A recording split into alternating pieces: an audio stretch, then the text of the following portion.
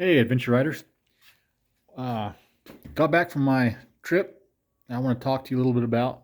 If you look at my last video, I kind of did an accessory review on some stuff that I added, and anyway, I'm back, and man, I still like the bike. Um, it's the seat is definitely uncomfortable. Um, that's really the only gripe. And I tried some Moto Skivvy padded shorts. That helped for the first part, but still definitely was not going to carry me through the trip. But I was concerned about it being a problem, and so I had also packed this Airhawk pad that I had for Yamaha Raider, um, and this helped. So I had the shorts on. I put this on. It gave me a little bit of comfort, but definitely the two in combination don't work well. So I found out after the trip that after messing with it the whole trip that I'm definitely better off with just this pad.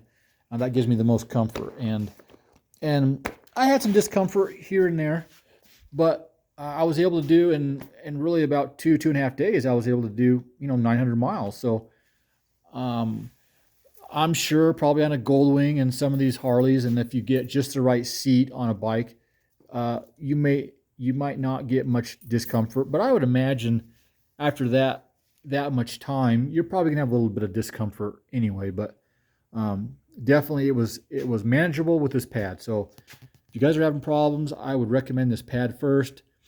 There's probably a seat from Unlimited or Corbin, or I don't know. There's several seat manufacturers that make them, and they might build a real comfortable seat. But it's $300-400 for a seat for you to find out, crap, it doesn't work. It's still uncomfortable, and I don't know if they can really um, change the comfort without adding more padding. Well, if they add more padding, then that changes the seat height, and they're already tall bikes as it is. So anyway, that's my review, my thoughts on that. For right now, that pad is what I'm going to be using. So worked good.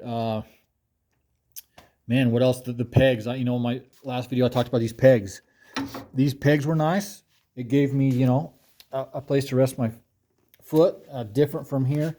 Although I never really got uncomfortable as far as my legs and stuff, where I felt I needed somewhere different. It was mainly, it gave me a different position a different way to sit, and that was kind of my issue, was trying to keep my butt from hurting. So they helped a little bit with that. The one thing that I've always that I kind of wanted these pegs for is so you could just rest your ankle on it, just kind of hang your leg off of it. Well, you can't do it on these. The wind ones want to blow them off. They won't stay there, and you really can't change. I mean, obviously it lifts up, but that won't stay. So there's really not an adjustment to keep them angled up. Um, and the way the shape is, if this peg maybe come up, it would do that. But anyway, the pegs work good, and they're a pretty good product, but they would not keep my leg on there. And there's not a ton of positions I can put those to angle it any different. So that is what it is. But they did help some. The other thing I mentioned was the last video that I put on was this fork shield, and this helped a lot. I didn't hardly have any helmet buffering. Everything, the air coming around was pretty smooth. You got a little bit of shaking, and the wind would a side wind would kind of get you a little bit, but not bad. And like I said, this definitely helped. This is a must if you have one of these bikes, in my opinion. If you're taller, maybe it will help you more, maybe it'll help you less. But I just, the way I see it, pretty much any height, this is going to help you. And the windshield, I'm 5'9", fairly short. The windshield, I would always prefer this to be about 2 inches taller for me. And I've seen these little shields that come up here, and you can kind of flip them a little bit and direct the air where you want it. That would be good too. They seem to have some good reviews, so I'll probably go with that over the windshield. But either one, for me, I would have preferred a little bit more wind protection, but it was still pretty good. Um, Still not something that I would complain about for that trip. Like I said, my only complaint was just my butt. It was just a little uncomfortable, but the rest of it was all pretty good.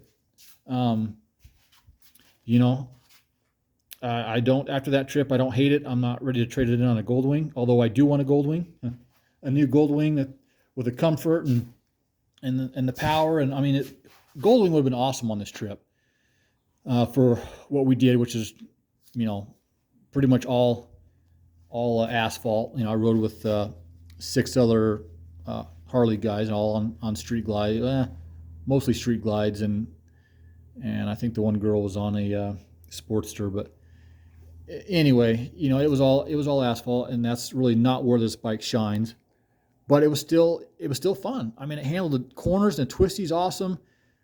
You could jump speed bumps or go off in a little gravel section if you wanted. I mean, there's just little things that you could do on the trip that kind of made it fun that you wouldn't want to do with a Goldwing or a Harley Davidson Street Glide or something. So still a lot of fun on the trip. And this thing is you know, I mean, I could beat every one of them. It's a fast bike. Does it have awesome power? No, but it's satisfying. It's power you can live with, and not feel like, man, I got to do something major. So it did okay. Sure, I'd like the bike would be an incredible bike if it had another 20 or 30 horsepower. It'd be a hard bike to beat. But even with the power, it still gets up and goes through the gears quick. With this DCT, it's fast, it's smooth, and it just gets up there quick. And even cruising 80, 90 miles an hour, it still has good passing power, and you know, seems to be able to cruise at 80, 90 miles an hour, no problem. Your RPMs are up there. I can't remember exactly. I think around 90, your RPMs are about 5.5. Red line is 8. So you're up there in your RPMs, but unlike a lot of bikes, dirt bikes mainly, not so much these road bikes, but you know, there's dirt bikes especially and four-wheelers and different stuff. When you run near that, you know, that higher RPM range, you get some vibration, and of course you can hear the engine, and it's loud and it's drony, and you don't want to, you know, you're like, man, I wish I had another gear. Just this is annoying, and you don't want to sustain that for very long. This bike was fine. I didn't get a bunch of vibration. I didn't hear the engine or feel uncomfortable with it, and it did fine. So it's you know, not the best freeway bike, but it did fine, and I had no problem taking on another long freeway 80 mile an hour trip again. So anyway, one thing I did find out is fuel mileage. When you're cruising 75, 80, you know, maybe you're pull up to your buddy and you're racing him and you're going faster than that down the freeway or something for a little bit. You know, that kind of riding, this thing gets 38 to 43 miles per gallon. It definitely tanks the fuel mileage. But if you're keeping under 70, you know, even town, I mean, if you're just doing a lot of stop and go town stuff and you're just driving it normal, not racing around, it'll get better mileage in town than it will doing 80, 90 on the freeway. So the higher freeway speeds definitely really affect the fuel mileage. And usually anytime you're taking an engine and you're running on these higher RPMs, you generally get worse mileage. But there is a pretty substantial difference. I'm going to say it seems like I've been averaging about 50 miles per gallon, 59, 51, or excuse me, 49 to about 51. But then this trip, I'm not even for sure where I averaged. I think I was getting down to about that 41 or 42 average. So it definitely drops it quite a bit.